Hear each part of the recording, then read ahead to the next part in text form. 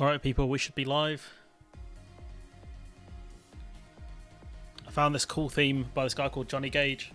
So I'm going to drop it in chat.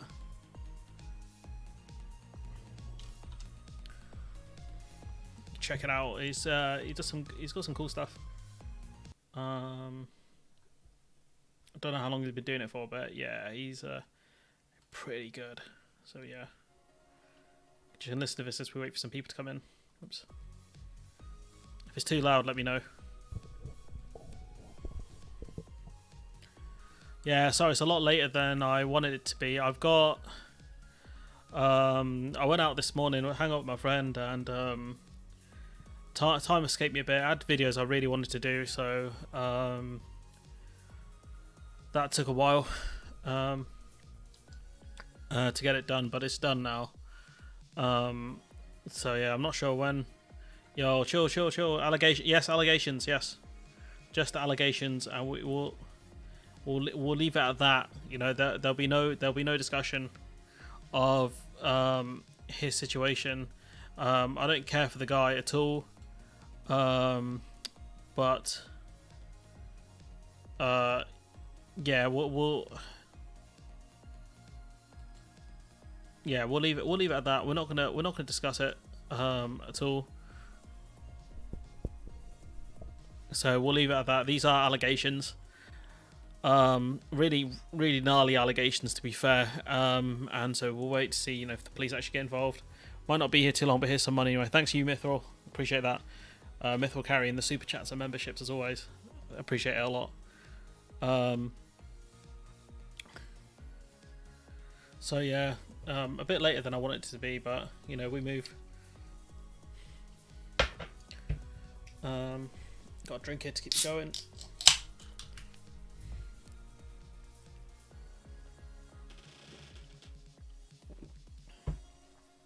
But yeah, it's we'll leave it. Either there are alleged allegations. There are allegations against him, and in this country we're not allowed to discuss kind of ongoing stuff. Not really, anyways. When the specific names are being mentioned, because of prejudicing the court case or some other stuff like that. So once the feds get involved, you don't discuss it. That's pretty much. I think that's pretty much the rule. I'm not sure.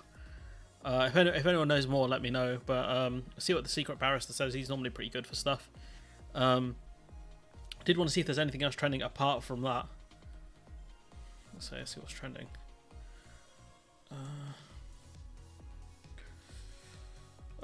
United got absolutely cooked by a bunch of seagulls today. That's fun. Trying to see let's see what the current scores are. Newcastle beating Brentford. You hate to see it. Yeah, not much apart from football trending really, which is not surprising because it's the weekend. Yeah, Hannibal Benjamin scored, so fair play to him. But we're not going to discuss sports here. Anything about who? Mithril gifting 5 memberships. Thanks, man. Thanks, mate. I really appreciate it. It's great stuff. Oh no, Fearless got one. No, that's not. That ain't right. That ain't right. Thanks, Roisin, for the super chat. Yeah, it's just been a bit of a long day, to be honest with you. I'm not sure. I'll probably have to do some recording tomorrow as well, because I've only got 2 videos that I've got ready, so it's not perfect, but yeah, we move. These are long videos, anyways. These are like well over 15 minutes. So yeah, the theme has ended. So yeah, genuinely check out his channel. It's pretty good. I was very impressed when the algorithm gifted me the music. So there are some sort of changes around YouTube and ads. I'm not sure specifically if it impacts my channel. I don't know if YouTube are going to make mid-video ads mandatory or not. It's very... Whenever they put out anything, it's very opaque. So I have no idea what the hell's going on most of the time. So, excuse me. So I have to wait and see. I hope they don't make mid-video ads mandatory, because I don't run. Oh, stream's a bit laggy as well. I recommend that use the stream bitrate of 4,500. I don't even know what that means. It's warned me that for like over a year, to be fair. So I don't know. I don't know what's going on with YouTube, to be honest with you. I hope it, like I said, I hope it doesn't make mid-video ads mandatory. So I don't run those. I don't want to run those. I hate them. Absolutely hate them. Yeah. Oof. But yeah, so that's pretty much that. I think we did get some questions. So about the industrial jobs that answer the question, I don't know specifically, Cass, what I can't remember what your question was, but did the UK get rid of industrial jobs on purpose? Yes, the answer is yes. In terms of the specialised ones, I don't think they cared that much. Also, concrete failure at risk of shutting down parts of the grid. I haven't read anything about that. But the plus, just as I said, would happen. Oil grabs in the Black Sea. I don't know much about that either, to be honest. What time do I start streaming? Well, it's very late. Don't want to do this again. Para 2 normal? Is that Mithril? With a different name? I don't know. Do you accept Angela Rayner's speech to the TUC? Do you think it's more likely a smokescreen by Starmer and co, not only to secure union votes, but to also paint Rayner as a dishonest player, thereby discrediting her? I don't think, if Rayner comes out with a statement and it's kind of backtracked by the rest of the party, it doesn't make her look dishonest. It makes her look like she's very much out of the loop. And I think, if anything, it feels like they're out to get her. That's what it looks like, because I don't know. I want to say that she's trying, but she's parroting the same lines they are parroting. And Rayner's in a unique position in the Shadow Cabinet where they can take a lot of the roles from her that she has. However, they can't get rid of her because she's elected. Just like, it's the same problem Corbyn had with John Watson. Corbyn didn't like John Watson by the looks of it. But the issue was that because John Watson was elected by... Was it not John? Tom Watson was elected by the party to be deputy chair and deputy leader. It didn't matter what Corbyn wanted because the party decided that they wanted to elect that person. So that's the issue there, and it's the same problem Starmer has with Rayner. Maybe the deputy leader system isn't good because it just creates a ton of friction. I don't know. Maybe it's worth getting rid of.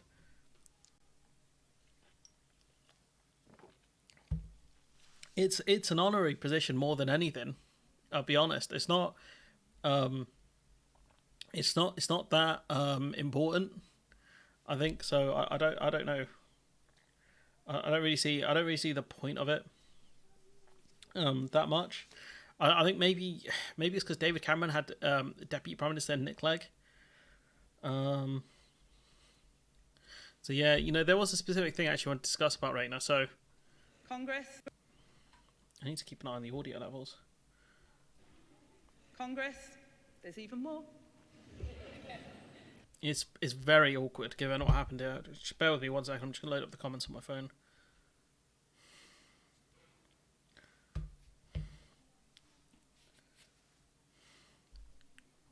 Day one basic rights. A ban on 0-hour contracts. An end to fire and rehire. So the problem is Labour, within the space of a few days really, have gotten rid of their pledge to end 0 hours contracts, and they've said they're only going to ban exploitative ones.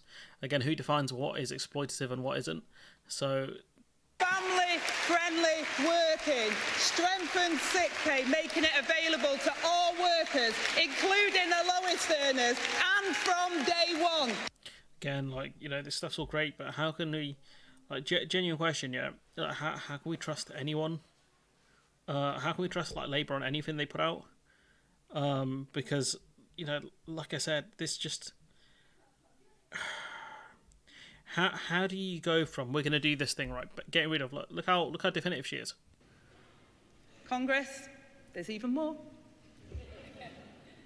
Day one basic rights.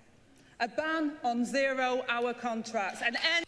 No, she shouldn't say a ban on exploitative 0-hour contracts. She's very definitive in that statement. Yeah, you should look at getting PCR test. Yeah, you should if you've got a bad cold, you should look at getting a PCR test. Because COVID is still, it's still about, it's not as bad as it was, but it's still not great. So it'd be advisable to get a PCR test. The shame in the UK is that you can't get PCR tests free anymore. You have to pay for them, which I think is a bit silly, to be honest. But yeah, I would say it's worth getting one. So yeah, Rayner's little speech, not gone down great. Let's be honest. Let's see, was there anything here? No. It's someone saying they trust Angela Rayner, and I don't trust Angela Rayner. Yeah, it's not great. Too much power invested in the party leadership. Yeah, I agree. Too low influence for the honestly, because the membership want PR proportional representation, but they're never going to get it.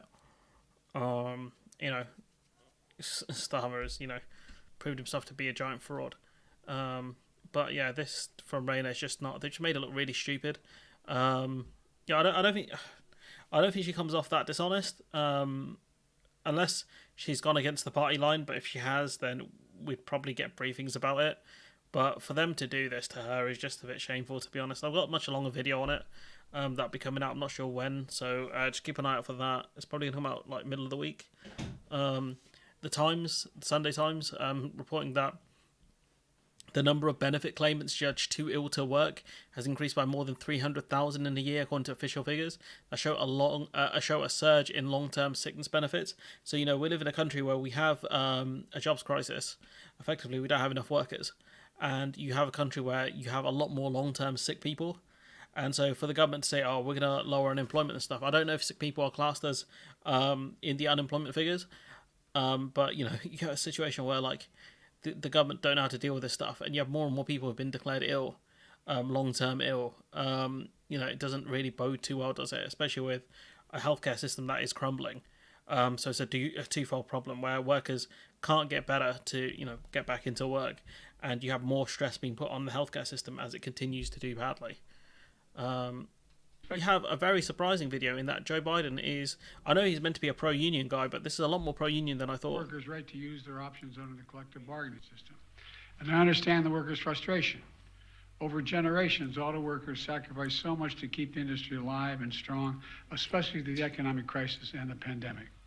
Workers deserve a fair share of the benefits they helped create for an enterprise. I do appreciate that the parties have been working round the clock.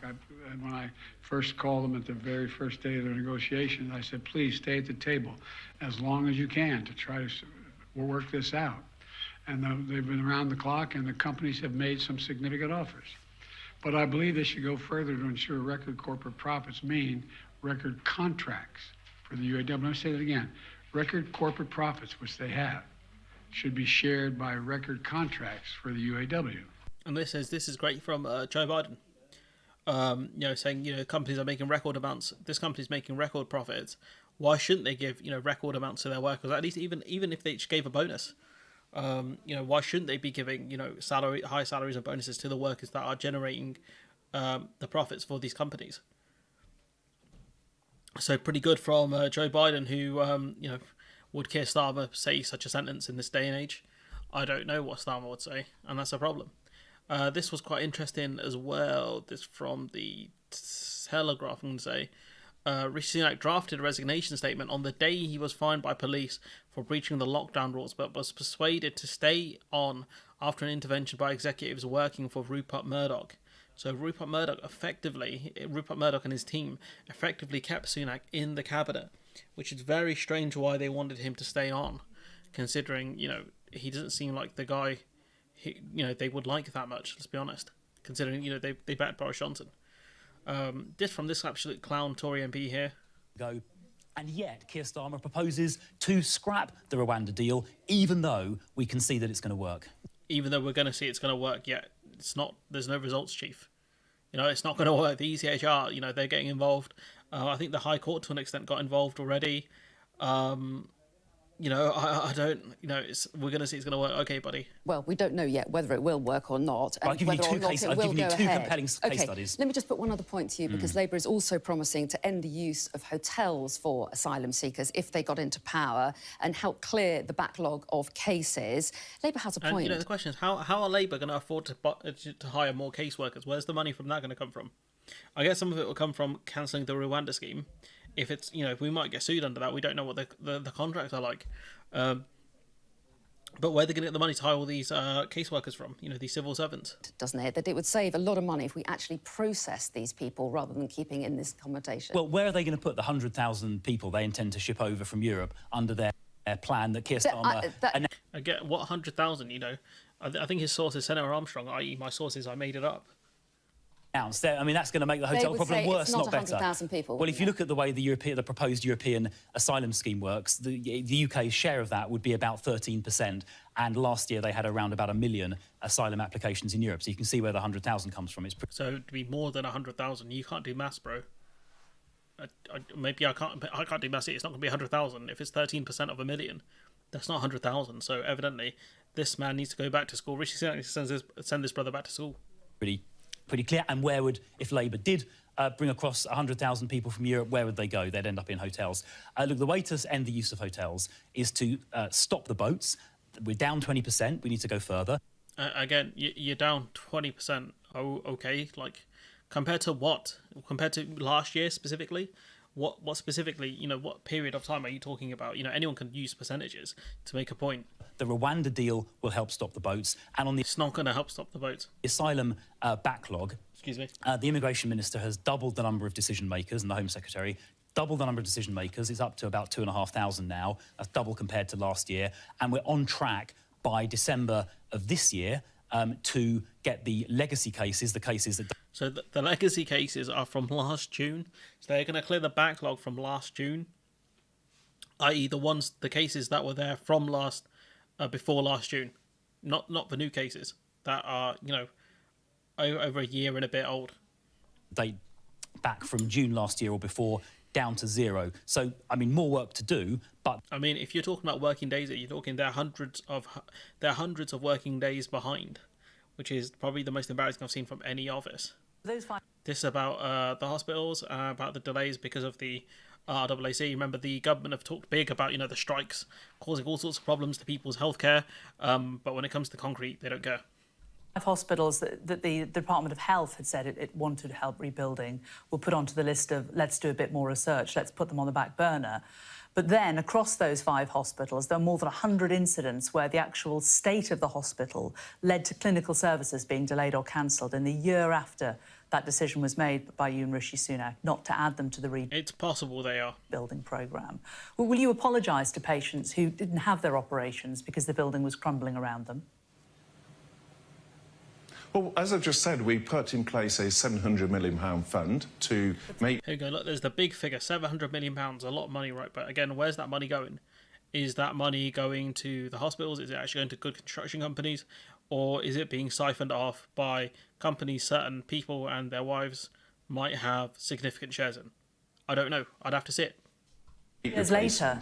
To that, we commissioned further work. We commissioned further work into McDonald in terms of the extent of that. And that's because you have to assess whether it requires replacement of certain parts of a hospital or a brand new hospital to be built. Now, there's 3... Will this be one of the 40 new hospitals? 3 hospitals where we've already addressed the issue of RAC, where it wasn't the entire hospital that needed to be replaced. It needed certain parts, and we've already done that as part of our wider programme. So we commissioned McDonald's to do that further work. We put in place... Commission McDonald's? What are you talking about? Additional investment through the £700 million. And, of course, it's this Prime Minister that is making the biggest ever investment in the hospital estate, over £20 billion. But, of course, we should assess where... Again, £20 billion, big figures, you know, especially compared to how much they cut. I wonder, you know, I would love to see if we could get the figures on how much they cut between sort of 2021 and 2010. I would love to see how much they cut, but... Honestly, like I said, they got the big figures, the billions out. But again, where's that money going? How much is being allocated to each hospital? How many hospitals need the help? What's the actual amount that we are talking about? And how much actually is needed? Because this lot like to nickel and dime everything. We're replacing concerns with asbestos or concerns with RAC, responding to population growth in other areas with additional facilities. So there's a wider capital programme. We're putting over £4 billion a year into our NHS capital programme, a 20 billion investment overall. But we were on this issue early. We've been surveying the site. We've had a sound like you're on this issue early. I mean, this was 3 years ago. That is already clear. The NHS was asking. These were 5 hospitals. I'll tell you which ones they are in case you've forgotten. Airedale General Hospital in Keighley, Hinchinbrook Hospital in Cambridgeshire, Frimley Park in Surrey, Leighton Hospital in Cheshire, and Queen Elizabeth Hospital in Norfolk. These hospitals were so bad that the NHS said that they needed rebuilding, and they were so bad that within the next year there were 100 incidents of those hospitals falling to bits around patients' heads. I mean, it sounds like you've put saving money ahead of patient safety. Oof, that's a burn question, given the context of that. That's, yeah. No, I'm not sure you sort of heard the answer I gave just a moment ago, which... You know, the answer is you cut the budgets initially. Excuse me, sorry, drinking fizzy drinks, bad idea on stream. You cut the budgets initially, and now you have to put that money, you're trying to put some of that money back in. But the problem is, it's not how infrastructure works. If you take preventative action, you save money. The problem is, you guys haven't done that. You guys have done the opposite. You know, you've taken money out of the routine maintenance, and that's how we end up in this mess. God damn. Like, I'd want to see how much the hospitals actually need, how much the schools actually need. I kind of hope some journalists, like, do figure that out. This one's a pretty gnarly story about the Environmental Protection Agency. Breaking news, and the government has been told it may have violated laws on regulating sewage overflows by Britain's environmental protection watchdog. It said it believes the Department for Environmental, Food and Rural Affairs, water regulator Ofwat, and the Environment Agency may have all misinterpreted key points of law. So this is not only the department, the government department, these are also the regulators. And if it's the case that the regulators have misinterpreted the law, we're in a very dangerous situation where the regulators, as we've kind of spoken about before, have completely failed to do their job. And once the regulators fail, what do you do after that when the regulators are gone? Because they're the ones who are meant to be watching over this stuff. You know, if anything, we're lucky this watchdog's gotten involved here. I can't, you know, like, you expect, you know, Ofwat, the EPA, to actually know what they're doing. If we're in a situation where they don't know what they're doing, and these companies have gone away with illegal sewage dumping, you know, where's the responsibility there? Who's going to be held accountable for this? Because this is not just the companies getting away with this. It's 3 different groups here: DEFRA, Ofwat, and the EPA. EPA, as Grandpa Simpson said. The Office for Environmental Protection, or OEP, said the 3 public authorities had been notified and have 2 months to respond with any proposed 2 months? What? Nah, they don't need 2 months. Give them a month. Give them a couple of weeks. measures. Well, the OEP said it launched an investigation in June last year after receiving a complaint which alleged there'd been failures over the management of sewage. Sounds like that could be a whistleblower who did that. But honestly, 2 months to respond. Come on, mate. It's shocking. Let's see. What was this one? 1 in 3 medical students plan to quit the NHS within the first 2 years of graduating. So effectively, they're probably going to go private sector or they're going to go abroad. 3 medical students plans to quit the NHS within the first 2 years of graduating. 2? Yeah. To a survey. Poor pay, conditions and work-life balance were given as the main reason for wanting to leave the profession or move to work abroad. 1 in 3 Yeah, it's not a surprise, you know, like, why would you want to work in a country where it's you're massively overworked and understaffed, underpaid, undervalued? Why would you want to do that? What's this about CSO finding another 2% of GDP down? I don't know what you're talking about CSO. CSO is champish only, if you're Tony Ferguson. This I found quite interesting from Andrew Marr, talking about how Labour are effectively going to go back on their promises after the election. Keir Starmer's strange phrase, sticking plaster politics, which I've never heard before. He's the only person I've ever heard use that phrase, but that's his slogan for this short-term policy making. Yeah. And then also their short-term fiscal rules. There's a disconnect there, isn't there, Andrew? There certainly is. Let's be absolutely honest about this. We are all hoping that they're saying one thing before the election and we'll do something slightly different afterwards, because we all know, we look at the numbers and we look at the taxation. So I nearly choked on my drink there, Jesus. Wow. Need to chill. Whew. Take, and we look at the strategy, and we know that they are going to have to do radical things if they're going to be a successful government that they are not talking about now. There's the key there. He's saying if they're going to be a successful government, they're going to have to do radical things. What if they don't do radical things? What if this is it? What if this is all they're going to do? This idea that they're going to morph into from centre left to left wingers when they're in government, like it never works like that way. What happens typically is you run more left wing or more kind of further centre left during the election, if you're kind of a Democrat or you're a Labour member, politician, and then you run to the centre when you're in charge. Like, this idea that these guys are going to run leftward, excuse me, is nonsense, absolute nonsense. For electoral reasons. So in a sense, we are all complicit in a certain dishonesty in British politics. Well, call it out, Andrew, if you want to. Oh, I think I just have. No, I'm not. I mean, we are complicit. We think that they're going to do more than they say they're going to do now. And if they don't do more than they say they're going to do now, I think they're going to run into terrible problems with growth in particular. So you're telling me what Labour are pushing is economic illiteracy, and that their plans or the things that they are pushing now is not going to work. And so Labour are, being dishonest in order to kind of help the country. Like, this is the highest levels of cope I've ever seen in my life, honestly. Just don't see how we're going to be able to grow the economy without a much better trading relationship with the trading bloc next door. And I don't see how we're going to have a fairer economy in which ordinary working families feel that they are being treated properly, unless we look again at the tax system. And, then there's all the other issues, like the vast number of jobs which are going to be taken out quite soon by AI. I hope people inside the Labour Party are thinking about this and where those people are going to work and how they're going to deal. This is him hoping that the Labour Party come good in the end. And I think there are maybe more journalists who want Labour to win because they see how bad, the kind of state the country's in, and the lack of hope and the fact that the Tories just don't have it. But this is just hope. This is spray and pray effectively that the government are going to do the right thing. There's no aim and fire here. This is shameful, I think, from Ma.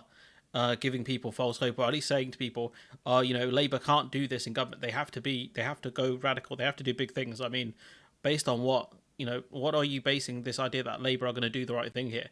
Based on what Starmer said, 3-4 years ago when he ran to be leader of the Labour Party. I don't buy it.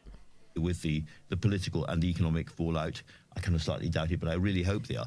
I just think when they come in and they see this storm of problems coming ahead of them, they're going to have to be much tougher and more radical than they're talking about at the moment. I mean, we spoke about this a few weeks ago, but is there a risk, Andrew, do you think, that because our... effectively, this is just, this is not going to heal the problems we have in politics. If Labour come in and they start raising taxes on people, it's not going to be a good look for them, I'll be honest. A kind of slightly tepid, water... It's a bit of a cut here, so I'm not sure what was said in the interim. Watery, middle-of-the-road political discourse at the moment. And I've been part of it, I'm sure, over the past year or two, where my basic assumption has been the grown-ups have taken over the Conservative Party again. The loons are out, and we've got sort of... Over the last couple of years, Liz Truss was in charge. You're saying Liz Truss wasn't a loon? Serious-minded, slightly centrist people coming back. And if they are kicked out, that's fine, because we've got quite centrist, quite similar kind of people coming into the Labour Party. And I just think we are going to go through a period of economic and political turbulence in which that kind of cautious centrism won't wash. Yeah, and also this cautious centrism has got us in the problem in the first place. If we go back to the austerity years and the sensible government of David Cameron, the slick, balance the books rhetoric that we had then. I mean, we're seeing some of the effects of the false... It's hard to hold a candle to Starmer because he hasn't seen the balance sheet. What do you mean? Aren't the numbers public? Like, we can see... It's in the Chancellor's budget, isn't it? The deficits and everything else. It's, I don't think that's, if Starmer can't see the balance sheet, like... Isn't that stuff covered in the budget announcements? Like the deficit and the debt and all that kind of stuff. It's all public knowledge. This idea that he hasn't seen the books is I don't think that's really true, is it? And also the fact that again, you didn't see Clement Attlee saying, "Oh, guys, I wanted to do the NHS, but 200% debt to GDP. You just can't be doing that. You can't be doing that. It's economic responsible fiscal rules." They don't know how to grow the economy. That's the problem. economy of austerity now. The whole point of austerity was to save money, but if you don't invest and you The don't whole point of austerity was to shrink the state, bruv. Like, what's this man talking about? keep things ticking over. You're not thinking about the tax receipts that have been dwindling since the Tories been out. Okay, how do you know what the tax receipts have been? How do you know that? Have you seen the books? How specifically do you know what the receipts have been? Maybe the tax receipts have been good. You know, unless that knowledge is public, which, you know, Starbull would know, you know, what the tax receipts have been like. Attlee had to borrow 3.5 billion, a massive. Yeah, he did. And what did he do with that money? He created the NHS. He did have to borrow the money, yeah. There's no denying that. And look what he did with it. You know, if you want to expand, because the household isn't, the economy is not a household. You can borrow money to invest, and you can do good things with it, or you can do bad things with it. That's up to you. But in order to grow the economy, you're going to have to borrow, or you're going to have to raise taxes. Now, Starmer's ruled out raising taxes on the richest people. He's dismissed reforming capital gains tax, refused to do a wealth tax. So the money's not going to come. The extra money's not going to come from taxation. They have spoken about a few things like the non-dom tax and all of this other stuff. Fine, but they've already allocated that money. So how are they going to grow the economy? How are they going to grow it? Honestly, I want to know. Excuse me, because you can manage the money better, sure. Sure, 100% you can manage the money better. That's good. But again, you know, like, that's only going to get you so far. Now, how much can you grow the economy by doing that? 0.5%, 0.43, 2, 1, maybe. So yeah, you know, this idea that, you know, we need to see the books and all of this other stuff is, yeah, are we a private limited company? The UK, you know, when they talk about UK PLC, is all our stuff secret? What's this about? Over, then in the long term it costs more. If the Conservatives do go down to a big election defeat. Now, this is, you know, from Mara, I think it's a bit shameful, to be honest. 2% of GDP is quite a lot of money overlooked by the CSO till now. Is that real? I don't know what the CSO is. Is there any more? Is this it? Yeah, I think this was it. There's a bit here, you know, a bit more from Andrew Marr, which was worth talking about in the context of this video. The Conservatives to lose rather than... It probably is. Put up something for Labour to win, as it were. It probably is, but we're living in this kind of weird, phony war at the moment, where Starmer and Rachel Reeves are absolutely crystal clear they are not going to raise... The phony war is a brilliant term coined by, I think, an American dude, where he talked about the war in Europe during World War II, and he called it the phony war because the Germans and the French weren't really fighting. So it was, he called it, I think one American journalist called it the phony war, which is such an American thing, but it's such a great term. Any tax rates across the board, because they know the minute they start to indicate, then the Conservatives completely go for them. So you ask them, basically you were saying to him, are you going to raise taxes? He has to say no. I'd say... I mean, he doesn't have to say no. I mean, the Tories have raised taxes despite it being a manifesto pledge they wouldn't. So, he could say, we're going to raise tax on people earning over £200,000 or £150,000. That's what they could say. And instead of talking about the top 5% of earners, they could say, if you don't earn over £150,000, you're not going to pay more in tax. You know, Rachel Reeves said the people making over 100,000 in 2010. She said this around 2010. If you're making over £100,000, you should pay more tax, and the bank should pay more tax. Where that Rachel Reeves has gone, I don't know. So, if you guys know where that version of Rachel Reeves is, let me know, please, because evidently she has changed from that to grow the economy, bro. A couple of things about Very quickly. this. A couple of things about this. First of all, Labour are relying on growth because they're going to have an activist government with a plan. I think that's highly optimistic. Second... 100%. You know, the idea that they're just going to grow the economies. Again, managing the money will help. But, again, fundamentally, what are you going to do to grow the economy? That managing the economy will only get you so far. There's a lot more you have to do. I think in due course, when they're in power, they are going to have to raise some money, and they are going to do it, but they're not going to tell you about it now. Melanie? I think they've literally done... So you're telling me they're going to do what the Tories have done, which is break key manifesto promises. Yeah, that's a great look for politicians. Yeah, people love that. You know, when you have a manifesto promise, you know, a manifesto you ran your election campaign on, when you break it, you know, the public love it. They're like, yes, we want more break more manifesto promises. This interview precisely demonstrates why the Labour vote is so soft, why people don't like the Conservative government, but they don't trust the Labour Party to deliver anything, because they don't even know what they're going to deliver. Everything seems to change the whole time. Keir Starmer changes his position and so on. But I mean, I think, what Sharon Graham said, I mean, much of it was, we want to go back to... Does anyone know who Sharon Graham is? I've heard her mentioned twice. Old Labour, we want trade union power and so on. But her fundamental diagnosis is correct. When you look at Starmer's Labour and the Conservative Party, what's to choose between them? I mean, one is saying they'll manage things better, essentially. It's a bunch of professional managerial classes versus a load of professional managerial classes. And one is saying we will manage things better than you are. And that's the fundamental difference by the looks of it.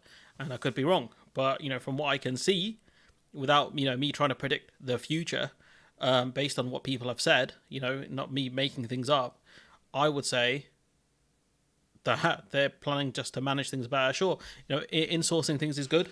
That's a good policy. Doing as much as you can in-house, that's great stuff. But again, fundamentally, these things will not get you very far.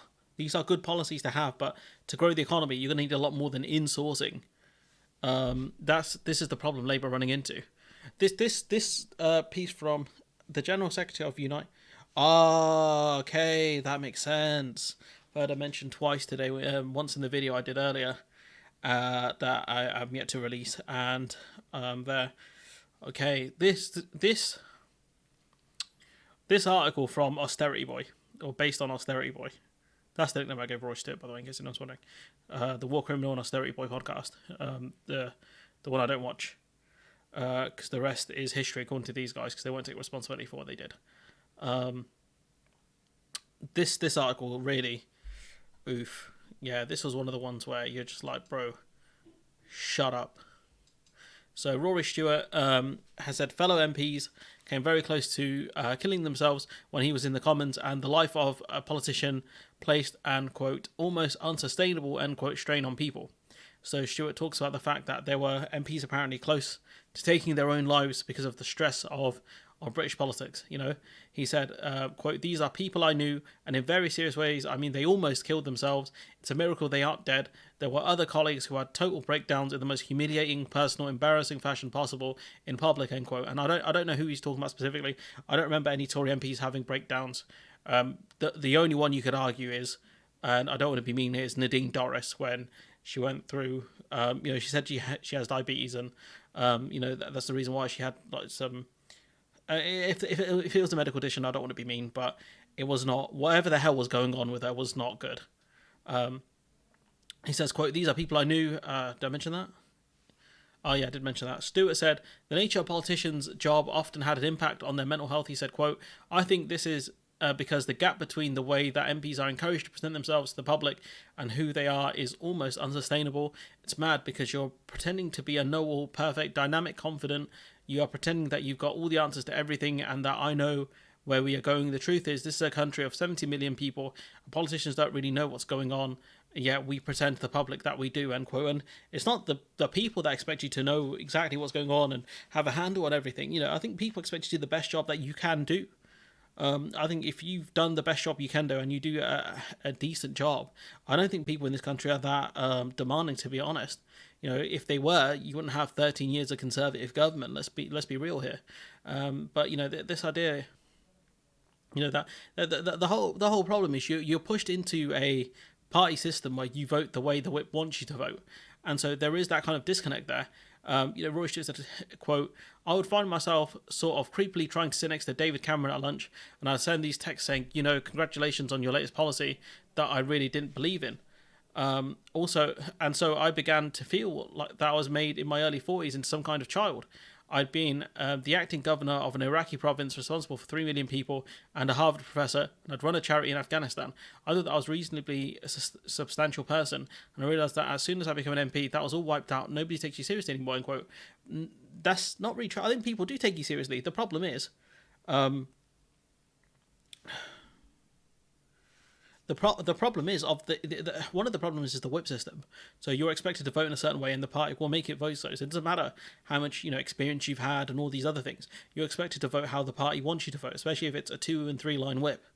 So that's the fundamental problem here. He could talk about all his experiences he's had. I don't know how helpful it would be being the governor of an Iraqi province. I don't know how helpful that's going to be for you to run the country. I don't know how much power you had as a governor. But I think he's kind of saying that I wish I had more responsibility or more kind of say over how things went. And yeah, don't worry about being late. But that's what it seems to be. Him seem to be kind of hinting at. But this is a guy who's very much involved in austerity, and he might not be happy with the votes he had to make here. But no one forced him. The thing you got to remember is no one forced Rory Stewart to vote in any of the votes that he made. He chose to be a cabinet minister. And when you're in the cabinet, you have collective responsibility. So you have to vote the way the government wants you to vote. Now, if he wanted to vote against specific policies, he should have resigned on principle. There's no point in saying, well, excuse me, there's no point in him saying, well, I wanted to be a cabinet minister because I want to change stuff. Well, fundamentally, you didn't change anything based on what you're saying here. You did as you were told, like a good boy. So you didn't achieve much as a cabinet minister. You had to vote for policies you didn't like, right? So what did you achieve in politics then? The answer is nothing. You would have achieved more as a backbencher because at least you could have voted with your conscience and you could have spoken out on things you didn't like. But instead, you did nothing. What did Rory Stewart achieve in politics beyond saying the system is broken? That's it. I could have told you that for free. I didn't need to be in power for... I didn't need to be an MP for, however many years he was there for, about a decade or whatever. I didn't need to get paid 70 Gs a year to tell you that. The system is broken. We know this. The whip system is bad. I think an A-level politics student could tell you that. So I just, him saying MPs were close to taking their own lives. Yeah, okay, buddy. Sure. I'm sure they were. Like, over decisions they had to make. If it was so hard being a Tory MP and getting that cash right, do the right thing and resign. If it's affecting your personal life that bad and you can afford to, you should have resigned. You didn't. These MPs didn't. We know that Brexit hardman Steve Baker, he went through a massive personal thing and it changed him fundamentally as an MP. That's the only one I can think of that he was honest about what happened. That's the only person I know of, and he was very much involved in a lot of the problems in the Tory party. So Baker's situation is different to a lot of the ones he's talking about because Baker was involved in active rebellions against the leader, whereas he's talking about people who were pushed by the Tory whips to vote in specific ways and push certain policies. And the idea that, we want politicians to know exactly what they're talking about. Like, politicians have gaffes. It's funny. I think the British public are probably way too forgiving. Because if they weren't, you wouldn't be in power, pal. You wouldn't have been in power for so long. You wouldn't have got away with what you got away with, austerity boy. Former US Secretary of State Dean Acheson said in 1962, Britain has lost an empire but has yet to find a role. The EU was an excuse to blame all of the internal woes in the UK. I think Britain did find a role in using soft power and playing more a support role in interventions. But I think the problem with the UK is that we didn't realise the empire was dead. I think that's what it was, and this idea that we could be this great maritime nation of traders and all this stuff. Like, let's be honest now. The main one of the reasons why we managed to export cotton to India is because they had no choice but to buy it from us. The empire was more a cartel rather than anything when it came to trade. One of the reasons why the Americans hated the British Empire was because it stopped American trade from getting involved in empire countries. That's what happened. So, it's more a cartel than anything, than it was, who are this great maritime nation trading with countries all around the world and blah, blah, blah. It's because other countries couldn't get in. That's the problem. So, I think we did find a role, but, this from Starmer, again, like, I had a tab open. Oh, great. Yeah, I had this open, so we'll talk about this in a minute. But I did want to discuss, actually, we'll discuss this after. So, Isabel Oakeshott, notorious Brexiteer, big, I think she's a big Reform UK person, feather ruffler, allegedly, saying roads, railways, schools, GP services, hospitals, airports, housing, borders, prisons, and anything involving call centres, all these things are broken in Britain. Broken in Brexit Britain. The speed and depth of national decline is breathtaking. It was, anyone could have told you that. But, you have essentially someone saying that, the Conservatives are broken it. Who's been in charge? It's the Tories. Can't get a GP appointment. We know who to blame here. Under at least New Labour, you can get a GP appointment the same day. I got one in the same evening. I remember that quite well. Good luck getting that now. Would you vote for the Lib Dems or the Labour Party, or would you stay home? That is a good question. I don't know yet.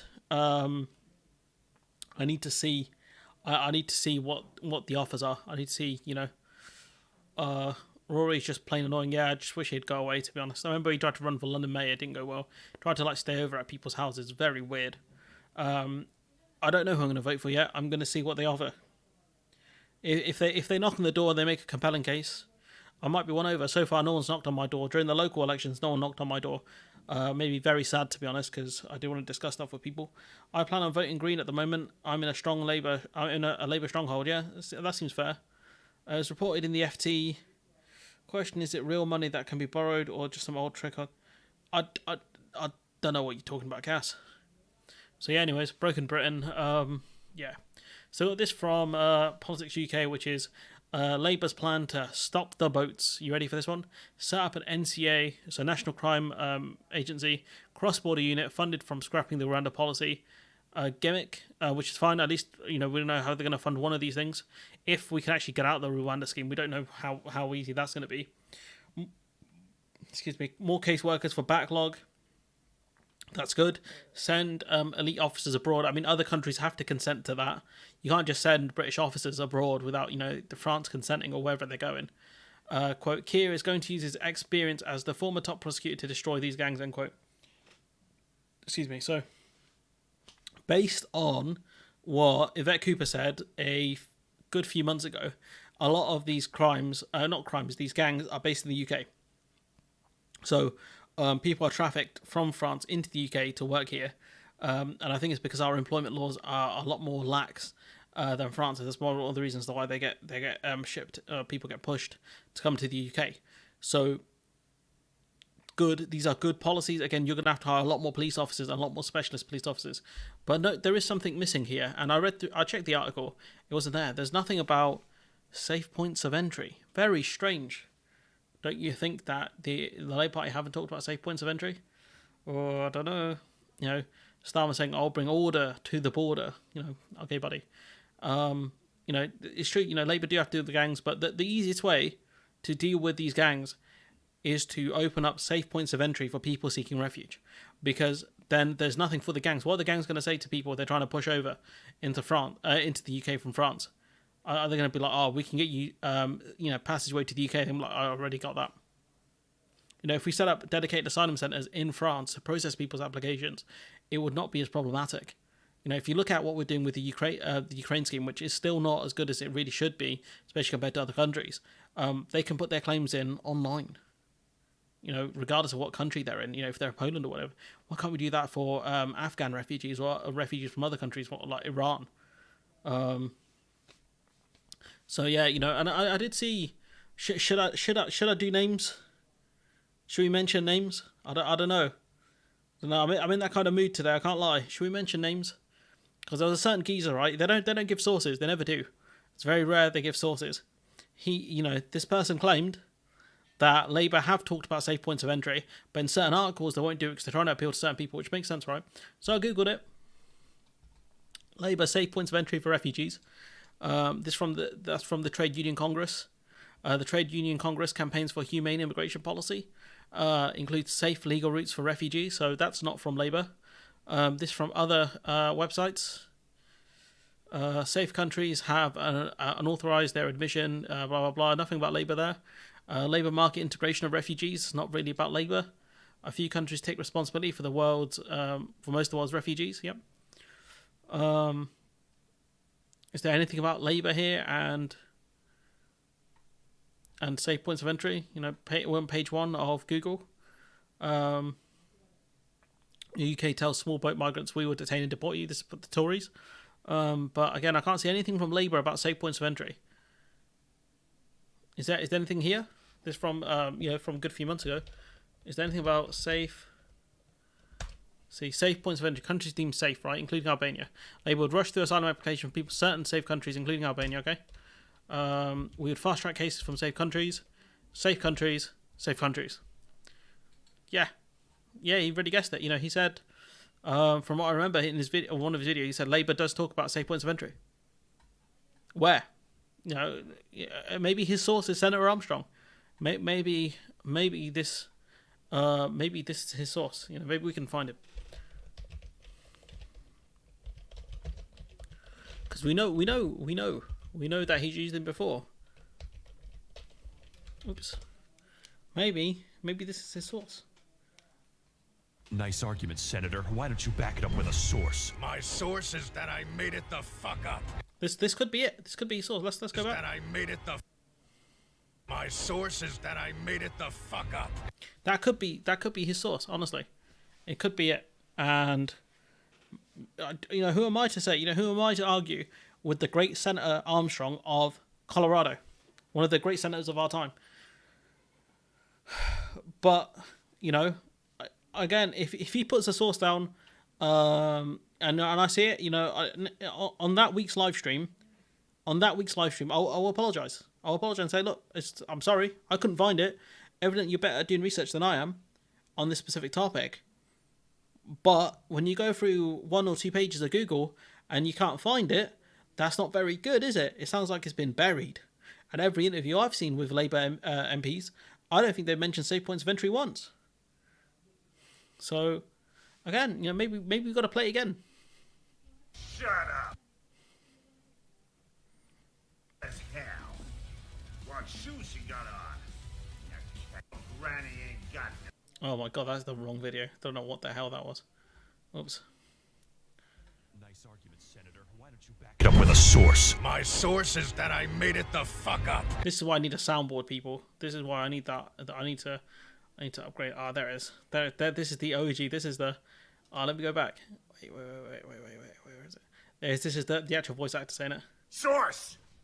My source is I made it the fuck up. Maybe this guy's his source. Maybe Senator Armstrong is him. I don't know. You know, definitely need a soundboard so I can do stuff like that on the fly. But you know, I don't know.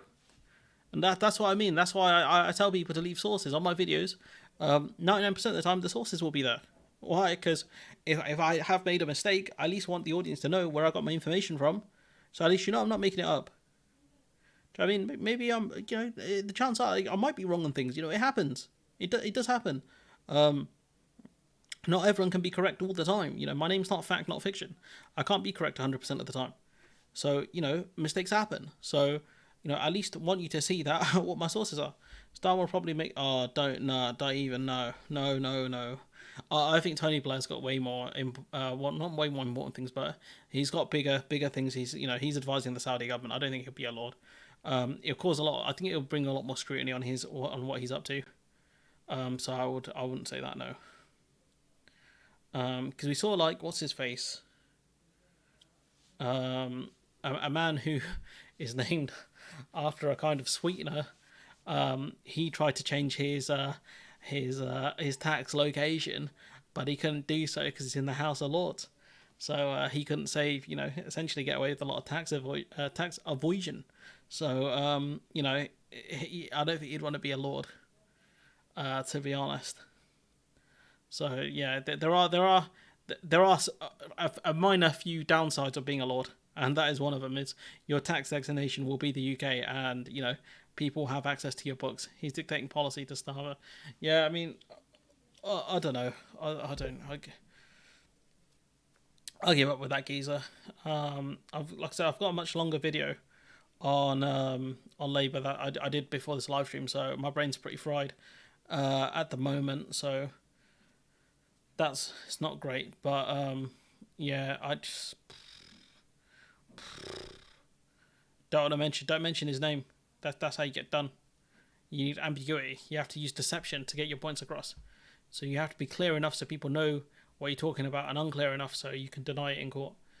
But allegedly it was he's named after a sweetener. So yeah, a kind of sweetener that has calories, and the kind that people with diabetes do not take. But yes, yeah, that's the right call. But yeah, if you guys got any questions you want to throw in, or because like I said, that video, I'll try and tell you how long it was. It was a very long piece. I'm not sure what day I'm going to put it out on either. See, it's about 35 minutes, unfortunately. So I've got one video for 35 minutes and one video of 22 minutes. So over an hour of content. There's only 2 videos, which sucks. I don't want them to be the only 2 I put out today. But chances are this week, even over the week. So I've probably got some work I need to put in tomorrow. But yeah. So yeah, we'll give out another couple of minutes. If you guys got any questions you want to ask, in the chat, just throw them in now, and I'll try and answer them as best I can. If not, we'll probably look at calling it a day. In a couple of minutes. Anything you lot want to ask?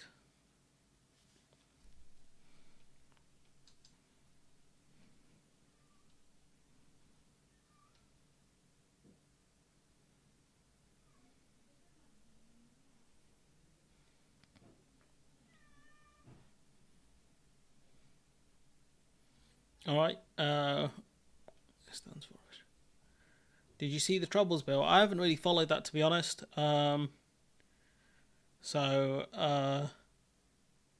yeah, I haven't. I'll probably have to look at it closer at some point. How do you like your new job?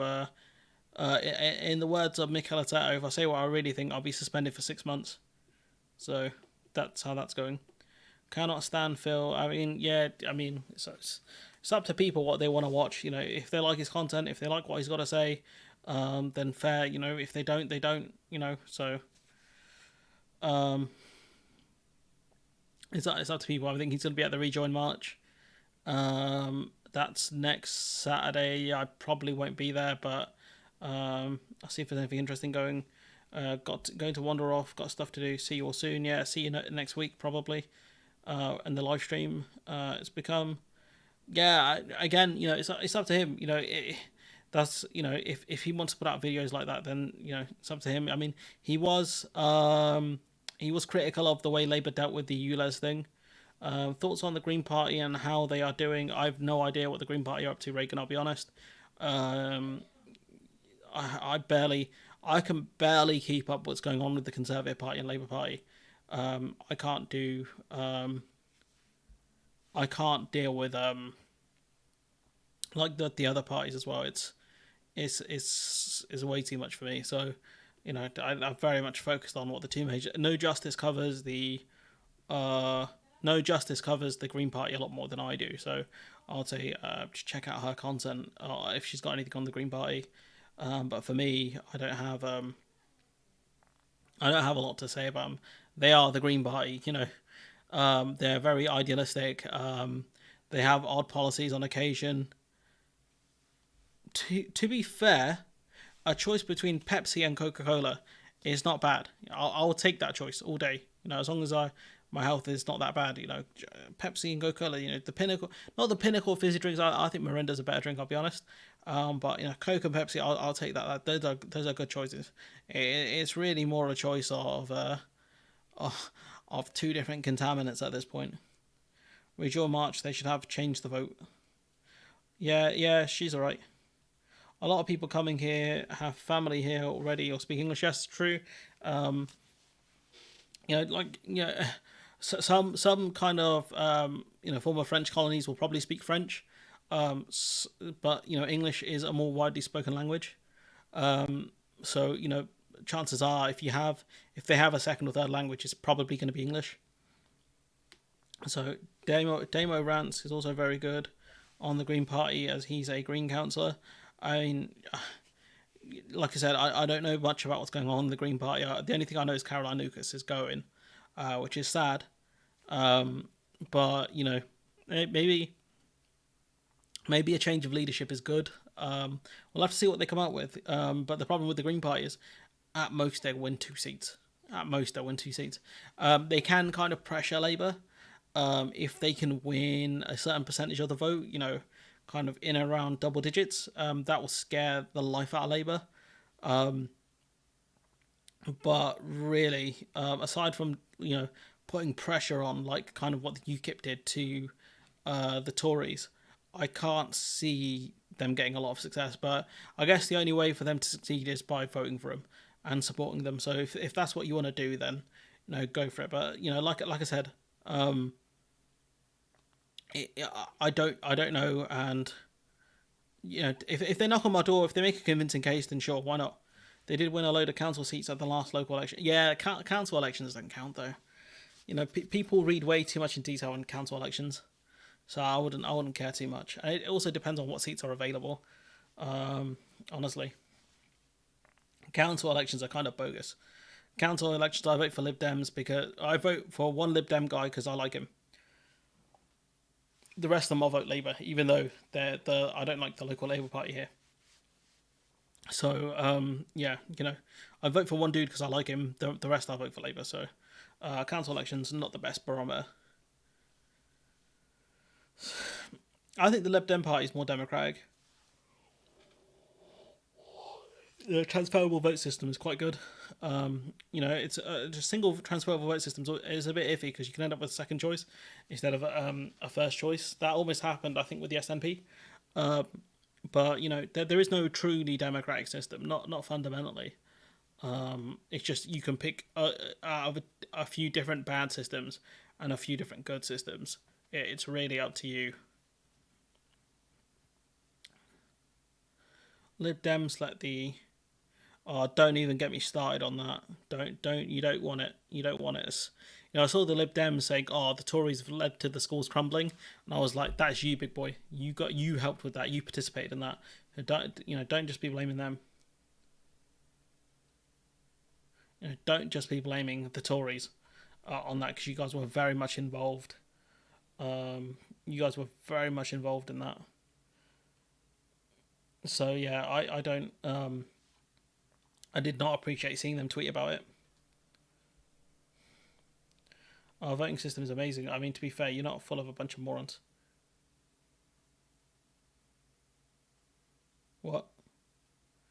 I'm trying to see if there's anything going on currently. Oh, boy got stabbed. That's rough. Died in hospital on Friday. Damn. Kid's 14 as well. Let's see what's going on in the world of Twitter, which I'm not going to put on the screen because Twitter's pretty gnarly at times. Let's see if there's anything interesting going on the trending page. If you guys got any questions, feel free to fire them in. There's more discussion around Russell Brand. Let's see. X. No, I'm not going to call it that.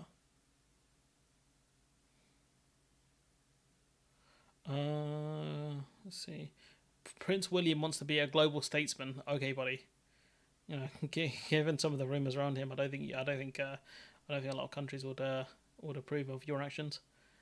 Let's see. Oh god, no.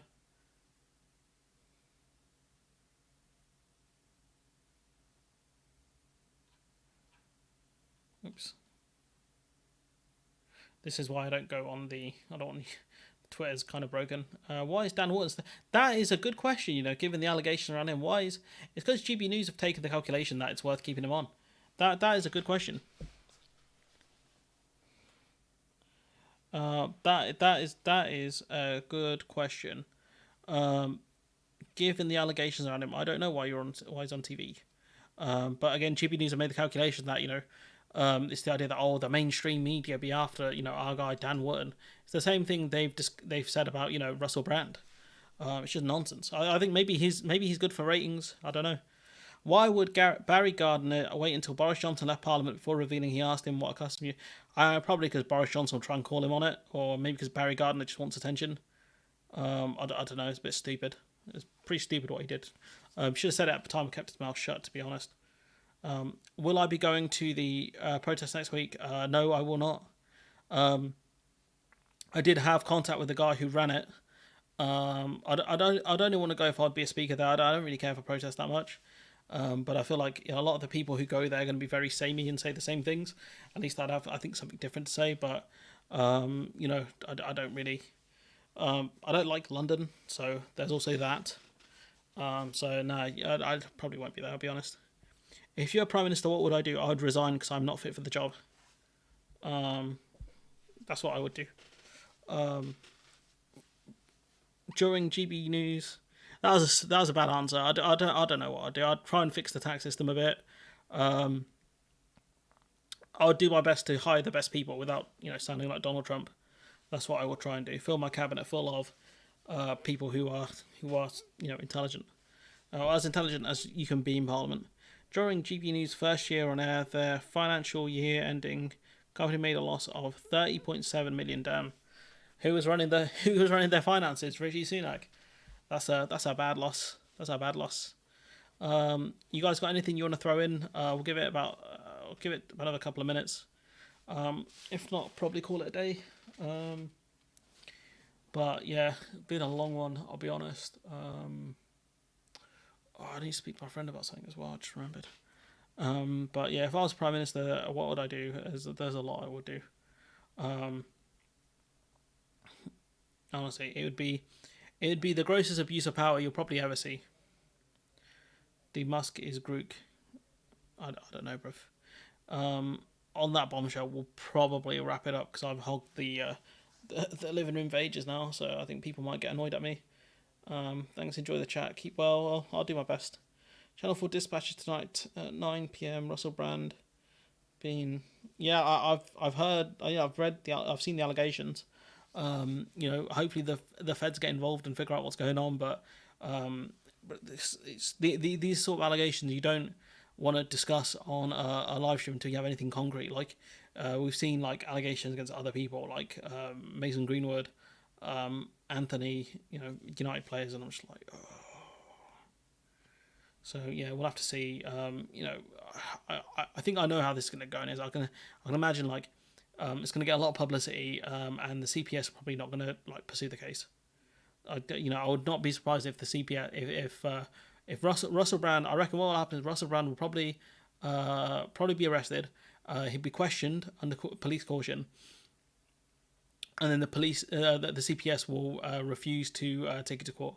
I reckon that's what's going to happen, and he's going to take a victory lap. He's going to talk about how the Matrix came after him, like he's that Tate guy, terrible kickboxer, so mid kickboxer. I reckon that's what's going to happen. But yeah, beyond that, I don't want to discuss it anymore. Honestly, it's pretty gross. To be honest, I'm trying to decide a permanent. It's 6 p.m, but today it got delayed. It got delayed because I've got videos and stuff I have to do, and bear in mind I only get 2 days off, guys. Cass was a member of Time before a major takedown was tried. Do you mean that in a conspiratorial kind of way, or do you mean that in a he does stuff that's not great kind of way? I would recommend the Midas Touch to be informed. I get the only American dudes that I watch now are probably the Majority Report. I don't care for a lot of the other ones. It's more the titles and stuff like it's these kind of sensationalist clickbait titles I don't like. That's the problem I have. Like, there was a guy on YouTube, right? I'm not going to mention his name, talking about how Matt Gaetz was going to go to prison, and he kept talking about how Matt Gaetz is going to go to prison. He talked about it for ages. He talked about it for over 7 months. Matt Gaetz ain't in prison. That's all I'm going to say. So, yeah.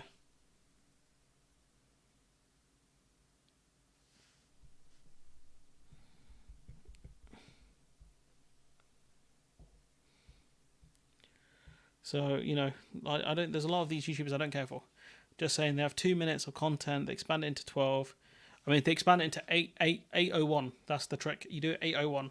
No, 802 or 803 because YouTube cut some of the frames, and then you upload that and you get the mid-roll ads. That's the meta.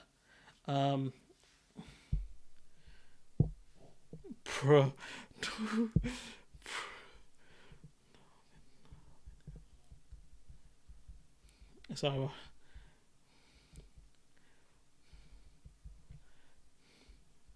but yeah, no, I'm just getting rinsed by someone now. It's great. You love to see it. But anyway, so I've been here for a good few hours, and I don't like hogging the living room. One day I'll have the studio done. I'm working on getting it done. this year. I need to find some builders and some funds, but yeah, I'll probably try and get to it. Jeremy Corbyn's still the most popular politician according to YouGov. Not that it helps. I mean, to be fair, and I mean this in the most respectful way, right? Who cares? Like, he's not leader of the party anymore. Like, it's probably why he's the most popular, because he's still got like, I don't want to say a cult following, but he has a strong following amongst certain people. So that wouldn't surprise me at all, especially given like he's not really in the party, so he's more of an outsider. And plus, there's not much media spotlight on him. So yeah, it's not worth much, you know. Like I said, the guy, he had good ideas. I liked a lot of his ideas. He just wasn't the right guy. Not the Andrew Marr show covers Labour Party member issues. Yeah, that stuff's fine. I mean, I don't. It's hard to know what certain things to cover. Like, you know, do you want to cover niche issues like specific things happening within the Labour Party, as in, you know, kind of the membership side of it? Do I want to be covering that kind of stuff? Not massively. Do I want to cover stuff happening in the parliamentary Labour Party? Absolutely. I think that's more important, especially given that they're a party that might be in government soon, you know, within the next couple of years. Absolutely, I think that's important. Stuff in the Conservative Parliamentary Party, trying to think of the acronym for that. My brain can't function right now. Absolutely, but in terms of stuff that I see is very niche or small, it's not. I don't want to cover it too much. But there are certain things when it comes to selection process. How much is the budget for the studio? It's going to be a lot. It's going to be very expensive. Thank you for the super chat. It will be. I need to find some construction people.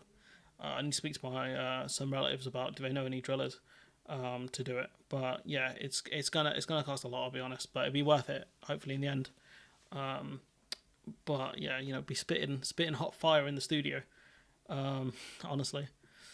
But yeah, thanks for the super chat, 30.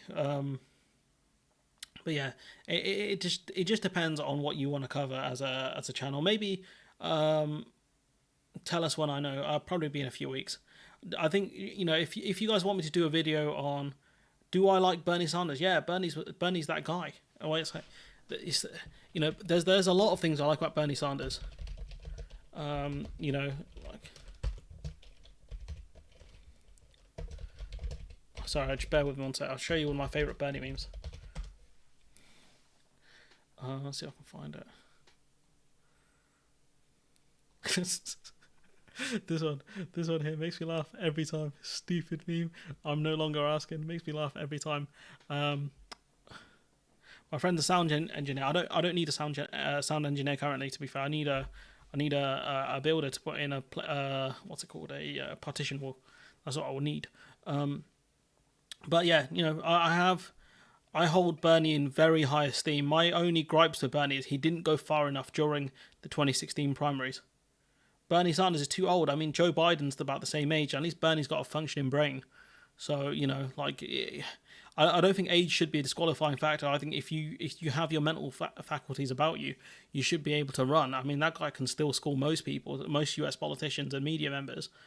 Bernie still got it. My only thing is, once you reach a certain age of around, you know, kind of 70 plus or even 65 plus, you should look at retirement, regardless of what your job role is. Like, why would you want to spend the rest of your life working? Like, if you're 65, 70, no offense to anyone in the audience who might be that old, right?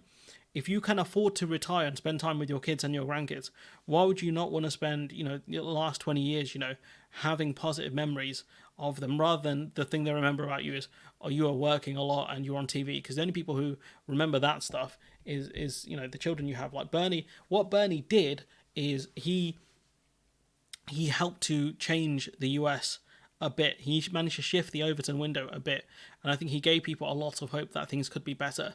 And he changed grassroots politics, and he, you know, I think he did a lot of good for the party, and I think he pushed Joe Biden a bit to the left, which you know, you have to credit him for. So my thoughts on Bernie Sanders, I hold him in very high esteem.